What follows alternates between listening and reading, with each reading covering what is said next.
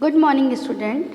I am from TSN the school and I am going to explain today transportation in human. It is a part of the class 10 science and chapter number 6 life processes.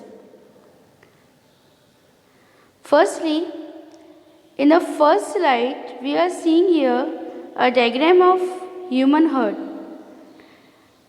Transportation in human being. The circulatory system is responsible for transport of various substances in human being.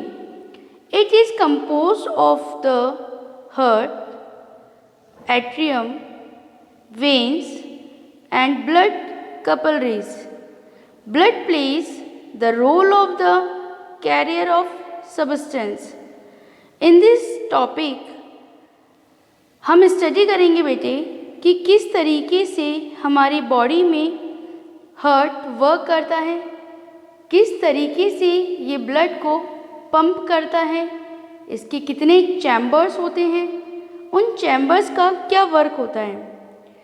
आपके सामने जो slide है उस slide में human heart का sectional view दिखाया गया है। इसमें वेरियस पार्ट शो किए हैं। In the front first we are seeing here aorta, then pulmonary arteries, then left atrium, left ventricle, septum, right ventricle and right atrium. Mainly हमें इन parts को label करना बहुत ही ज़रूरी है। फर्स्ट, हार्ट के बारे में हम लोग स्टडी करेंगे। What is a heart? Heart is a muscular organ which is compose of cardiac muscles. तो फर्स्ट थिंग हमें ये जानना बहुत ज़रूरी है कि हार्ट किससे बना हुआ होता है, कौन सी मसल्स से बना हुआ होता है। तो फर्स्ट पार्ट ये पूरी तरीके से एक मस्कुलर ऑर्गन है, यानी पेशियों से बना है। और 9th क्लास में हम लोगों ने स्टडी करी थी डिफरेंट टाइप्स ऑफ मसल्स की, तो उनमें से जो कार्डियक मसल्स होती हैं पूरा हार्ट उसी से बना होता है। It is so small that it can fit inside an adult wrist. ये बहुत छोटा है। इसे हम ऐसे समझ सकते हैं कि हमारी जो मुट्ठी का साइज़ होता है, ये जो हम हमारे 4 फिंगर्स और थंब को हम क्लोज कर लें तो जो शेप बनता है ये इतना सा ही होता है। और इसमें डिफरेंट पार्ट्स होते हैं जैसे कि सिस्टली, डायस्टली। तो सिस्टली क्या है, वर्क होते हैं इसके। सिस्टली क्या है? Construction of cardiac muscles is called systole. Cardiac muscles में जब संकुचन होगा, कंस्ट्रक्शन होगा तो उसे हम क्या कहेंगे? सिस्टली कहेंगे। And relaxation of the cardiac muscle is called diastole. और रिलैक्सेशन होगा इनका तो उसे हम क्या कहेंगे? डायस्टली। फिर है हमारे पास atrium. What is the means of the atrium? These are thick-walled blood vessels which carry oxygenated blood from the heart to the different organ. ये बहुत ज़रूरी है बेटा। आर्टरीज और वेंस के अंदर डिफ्रेंसिएशन हमें पता होना चाहिए। इंपॉर्टेंट क्वेश्चन पुटअप होता है यहाँ से, 3 मार्क्स का क्वेश्चन पुटअप होता है कि right the difference in between the atrium and the veins. तो क्या है ये थिक वॉल्ड ब्लड वेसल्स होती हैं जो कि ऑक्सीजनेटेड ब्लड को कैरी करते हैं। एंड वेंस क्या होते हैं? ये डीऑक्सीजनेटेड ब्लड को कैरी करते हैं। फिर इसके बाद में है कि जो पल्मोनरी एट्रियम होती हैं is exceptions because they carry deoxygenated blood from the heart to lungs. यहाँ पर एक एक्सेप्शंस केस आ गया हमारे पास में पल्मोनरी एट्रियम्स का। दीज नेक्स्ट है वेंस में कि valves are present in veins. जो वेंस होती हैं उनके अंदर वॉल्व्स प्रेजेंट होते हैं। यहाँ पे देखिए आपके सामने ब्लड सर्कुलेशन दिया गया है ह्यूमन हार्ट का। यहाँ बताया गया है कि हार्ट से ब्लड वेसल्स जो हैं वो उसी की पार्ट को शो कर रहे हैं हम लोग, atriums and the veins. Then blood vessels के बारे में बात कर रहे हैं हम।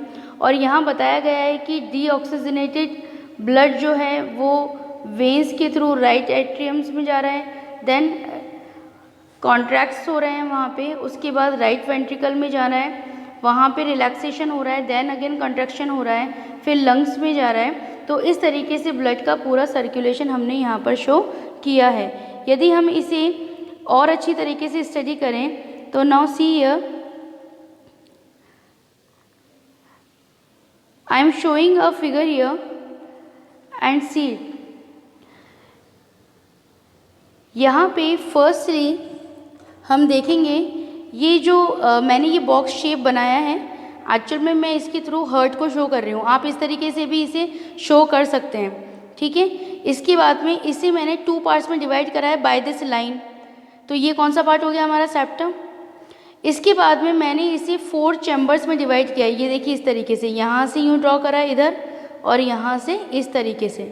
तो ये वाला जो पार्ट हो गया तो राइट साइड हो गया और ये वाला पार्ट हो गया हमारा लेफ्ट साइड। राइट वाला जो साइड है उसको राइट एट्रियम और राइट वेंट्रिकल के अंदर मैंने डिवाइड कर दिया है। इसके बाद में जो लेफ़्ट वाला पार्ट है ये अगेन लेफ़्ट एट्रियम और लेफ़्ट वेंट्रिकल में। ओके, इन दोनों में कनेक्ट करने के लिए मैंने इस तरीके की लाइंस का यूज़ करा है। ये देखिए यहाँ पे आपको भी इस तरीके से शो करना है। इसे हम कहेंगे वॉल्व्स। ओके, इसके अलावा 2 वॉल्स और हैं, तो अभी उसको यहाँ पे एक्सप्लेन करना इतना नेसेसरी नहीं है। मेन हमें इसके बारे में पता होना चाहिए। यहाँ से देखिए मैंने इसको डॉट से शुरू करा है कि भाई यहाँ पे डॉट बनाया है कि जो ब्लड का सर्कुलेशन स्टार्ट हो रहा है वो इस वाले पार्ट से हो रहा है। ओके, तो लेफ्ट वेंट्रिकल से ब्लड जो है वो पंप होता है, पंप होके बॉडी के अंदर गया है। यहाँ पर ये वाला जो ब्लड होगा इसमें क्या है, ऑक्सीजन मिली है, तो ये ब्लड क्या कहलाएगा, ऑक्सीजनेटेड ब्लड। यहाँ से लेफ्ट वेंट्रिकल से ये होता हुआ आया और आने के बाद हमारे बॉडी के डिफरेंट ऑर्गन्स के अंदर जा रहा है, ठीक है। पूरा ये समझ लीजिए आप ब्रेन से लेके हमारे टो तक, तो उसको मैंने अलग अलग नेम नहीं दिए यहाँ पे बॉडी ऑर्गन्स के, सबको एक ही दे दिया, एक ही बॉक्स में रख दिया है बॉडी ऑर्गन। और यहाँ पर किस तरह का रेस्पिरेशन होता है, यहाँ पर होता है एरोबिक रेस्पिरेशन, जिसके अंदर हमें ऑक्सीजन की ज़रूरत होती है। यहाँ से जो ब्लड है उसमें वो जो ऑक्सीजन थी वो तो हमारी बॉडी ने एब्जॉर्ब कर लिया है, और क्या मिल गया उसमें, कार्बन डाइऑक्साइड मिल गया है। तो अब जो ब्लड है इसमें क्या है, इसमें कार्बन डाइऑक्साइड मिल गया है, तो अब इसका नेम क्या हो गया, डीऑक्सीजनेटेड ब्लड। अब ये जो डीऑक्सीजनेटेड ब्लड है ये फ्लो कर रहा है, फ्लो करता हुआ जाता है राइट एट्रियम में। राइट एट्रियम से ये यहाँ पे वॉल्व के थ्रू आता है राइट वेंट्रिकल में। राइट वेंट्रिकल से होता हुआ ये जा रहा है हमारे पास लंग्स में। तो यहाँ पे रेस्पिरेशन का भी एक इम्पॉर्टेंट रोल होता है। जब रेस्पिरेशन के थ्रू कार्बन डाइऑक्साइड बॉडी से बाहर निकल रही है उस वक्त ये जो ब्लड लंग्स के पास गया है, लंग्स में गया है, यहाँ की जो कार्बन डाइऑक्साइड है वो बॉडी से बाहर निकाल दी जाती है, ठीक है। और ऑक्सीजन लंग्स के थ्रू वापस से ब्लड के अंदर मिक्स हो गया है। तो जब लंग्स से ऑक्सीजन मिक्स हुआ है ब्लड में तो ये वापस से कौन सा ब्लड हो गया, ऑक्सीजनेटेड ब्लड। ये ऑक्सीजनेटेड ब्लड लंग्स से फ्लो करता हुआ आया हमारे पास में लेफ्ट एट्रियम में। लेफ्ट एट्रियम में आने के बाद में ये वापस से आ गया हमारे पास में लेफ्ट वेंट्रिकल में। तो ये जो प्रोसेस है ये देखिए पूरा इस तरीके से हमें शो करना है। ये देखिए आप इसे ड्रॉ कर लीजिए। पूरा इसके अंदर ब्लड का सर्कुलेशन हमने ड्रॉ करा है कि किस तरीके से वर्क होता है, किस तरीके से रोल होता है राइट एट्रियम का, लेफ्ट एट्रियम का, राइट वेंट्रिकल का और लेफ्ट वेंट्रिकल का। इस तरीके से फ्लो करते हुए कब किस जगह से ऑक्सीजनेटेड ब्लड फ्लो हो रहा है और कहाँ से डीऑक्सीजनेटेड ब्लड फ्लो हो रहा है। अब मैं इसे यहाँ पर इस तरीके से भी शो कर सकती हूँ। सी हियर, फर्स्टली मैंने यहाँ पर लिखा है लेफ्ट वेंट्रिकल। लेफ्ट वेंट्रिकल से बॉडी ऑर्गन के अंदर गया है ब्लड, यहाँ से राइट एट्रियम में, नेक्स्ट राइट वेंट्रिकल में, फिर लंग्स, और लंग्स से लेफ्ट एट्रियम में और फिर लेफ्ट वेंट्रिकल में। यहाँ से एक इम्पॉर्टेंट क्वेश्चन भी पुटअप हो सकता है आपसे यहाँ पे 1 मार्क्स में या 3 मार्क्स के अंदर आपसे ये पाथ भी पूछा जा सकता है कि draw level diagram of the heart and right the path कि जो ब्लड है वो किस तरीके से फ्लो होता है। ओके, आप इस तरीके से नोट डाउन कर लीजिए इसे।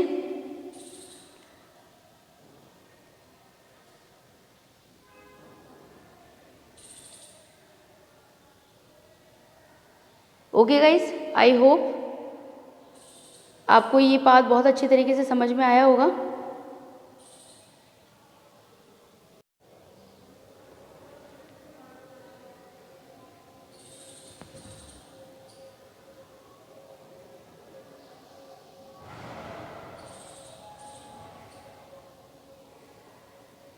नाउ गाइस, नेक्स्ट है हमारे पास में कैपिलरीज। क्या होता है? These are the blood vessels which have single cell walls. जो सिंगल सेल वॉल्स होती हैं कैपिलरीज के पास में। इसके बाद में ये एक टाइप में ब्लड वेसल्स ही होती हैं। नेक्स्ट है blood. Blood is a connective tissue. ये बहुत इंपॉर्टेंट है बेटे, यहाँ से क्वेश्चन पुटअप हो सकता है। कई बार हमें पता है कि ब्लड क्या होता है, लेकिन हम आंसर नहीं लिख पाते, उसका समझ में नहीं आता कि ब्लड के लिए क्या लिखें। तो यहाँ पर बहुत ज़रूरी है इसे जानना कि blood is a connective tissue which plays the role of the carrier for various substances in the body. और इसके कौन कौन से कंपोज होते हैं, इसके कौन कौन से कंपोनेंट्स हैं? Plasma, blood cell and the platelets. Now next है हमारे पास में ब्लड प्लाज्मा। क्या है? Blood plasma is a pale colour liquid. कैसा होता है ये? पेल कलर लिक्विड होता है। ब्लड सेल्स कौन कौन सी हैं? तो ब्लड सेल्स में हम लोगों ने यहाँ पर देखा कि भाई आरबीसी, डब्ल्यूबीसी और प्लेटलेट्स, ये ब्लड सेल्स हैं। आरबीसी की वजह से, आरबीसी के अंदर हीमोग्लोबिन प्रेजेंट होता है और इसी की वजह से जो ब्लड का कलर है वो रेड होता है। डब्ल्यूबीसी क्या वर्क करती है? डब्ल्यूबीसी की वजह से हमारी बॉडी में इम्यूनिटी क्रिएट रहती है, बहुत इंपॉर्टेंट रोल प्ले करती है। They play important role in the immunity. इसके बाद में प्लेटलेट्स क्या हैं? Platelets are responsible for blood coagulations and the आप इसे इस तरीके से समझ सकते हैं कि जब हमें इंजरी हो जाती है, कुछ जैसे लग जाता है हमारे स्किन के ऊपर, तो ब्लड जो है वो ऐसा नहीं कि बहता ही जा रहा है, फ्लो अप ही करता जा रहा है। तो क्या होता है, एक जगह कहीं ना कहीं तो रुकता ही है, थोड़ी देर बाद में वो रुक जाता है। तो वो क्या किसकी वजह से होता है? प्लेटलेट्स की वजह से होता है। प्लेटलेट्स जो हैं वो ब्लड को थोड़ी देर बाद में रोक देती हैं, ब्लड का बहना जो है वो कंट्रोल कर लेती हैं। इसके बाद में लिम्फ क्या है? Lymph is similar to blood but RBCs are absent in lymph. Lymph जो है ब्लड के जैसा ही होता है, लेकिन ब्लड का कलर क्या है? रेड है। और लिम्फ के अंदर जो आरबीसी हैं वो एब्सेंस होती हैं। इसके अलावा और इम्पॉर्टेंट ये कि ये इम्यून सिस्टम के अंदर इम्पॉर्टेंट रोल प्ले करता है। कैसा होता है? येलोइश कलर का होता है। और इसके अलावा ये lymph flows from the tissues to the heart and assisting in transportation and destroying germs. ये जो जर्म्स होते हैं उनको डिस्ट्रॉय करता है। नेक्स्ट है हमारे पास डबल सर्कुलेशन। डबल सर्कुलेशन को आप बहुत अच्छी तरीके से स्टडी करना।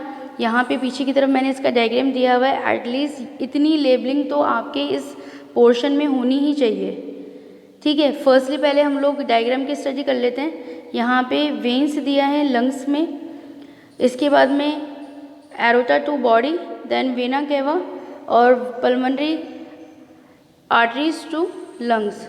तो इस तरीके से हमें इसका डायग्राम जो है बहुत अच्छी तरीके से बनाना सीख लेना है, इंपॉर्टेंट है ये। क्या है डबल सर्कुलेशन में? ये पॉइंट्स तो हमें लिखने ही हैं। In the human heart blood passing through the heart twice in one cardiac cycle, ठीक है। एक कार्डियक साइकिल को कंप्लीट करने के लिए ब्लड जो है वो ट्वाइस ए टाइम फ्लो करता है। This type of circulation is called the double circulation. इस तरह का जो सर्कुलेशन होता है उसको डबल सर्कुलेशन कहते हैं। One complete heart beat in which all the chambers of the heart contract and relax one is called the cardiac cycle. ये कार्डियक मसल्स में जो संकुचन होता है और उसके बाद में जो रिलैक्सेशन होता है उसमें पूरा एक सर्कल कंप्लीट होता है, जिसे कि हम कार्डियक साइकिल कहते हैं। The heart beats about 70 times per minute. ये क्वेश्चंस पहले आया हुआ है बोर्ड एग्जाम्स में हमारे पास कि 1 मिनट के अंदर कितनी बार हार्ट बीट जो है वो नॉर्मल एडल्ट के अंदर जो हार्ट बीट होती है पर मिनट वो कितना होता है बेटे? 72 times per minute. In one cardiac cycle, the heart pumps out 70 ml blood and thus about the 4900 ml blood in a minute. 1 minute के अंदर तकरीबन इतना मिलीलीटर ब्लड जो होता है वो फ्लो होता है हार्ट के through. Then double circulation ensure complete segregations of the oxygenated and deoxygenated blood which is necessary for optimum energy. तो ये हमें समझ में आया कि डबल सर्कुलेशन के अंदर कौन कौन से पॉइंट्स हमारे लिए इम्पॉर्टेंट हैं। तो आप इनकी बहुत अच्छी तरीके से स्टडी करना, और इनफैक्ट जो मैंने आपको बोर्ड डायग्राम शो करके दिया है उससे आप बहुत अच्छी तरीके से जो हार्ट का वर्क है उसे अच्छे तरीके से समझ जाएंगे। ओके बेटा, आई होप ये टॉपिक आपको बहुत अच्छे तरीके से समझ में आया होगा। Thank you very much.